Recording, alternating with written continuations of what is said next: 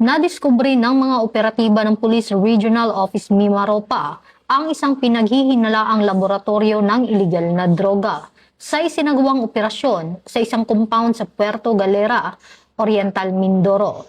Ayon kay Police Brigadier General Jovencio Badua Jr., Regional Director ng Police Regional Office Mimaropa, ang operasyon ay bahagi ng pinaigting na kampanya ng kapulisan laban sa iligal na droga sa rehiyon.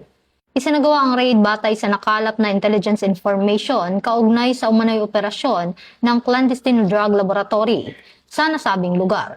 Sa naturang operasyon, matagumpay na nakontrol ng mga otoridad ang lugar at nakumpiska ang iba't ibang kagamitan at kemikal na ginagamit sa paggawa ng iligal na droga.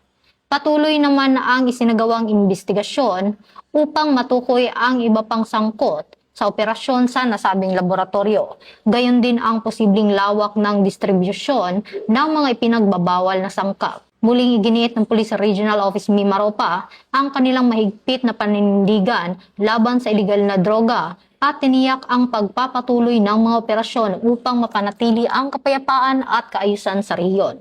Ito ang bagong PNP para sa bagong Pilipinas, serbisyong mabilis, tapat at nararamdaman.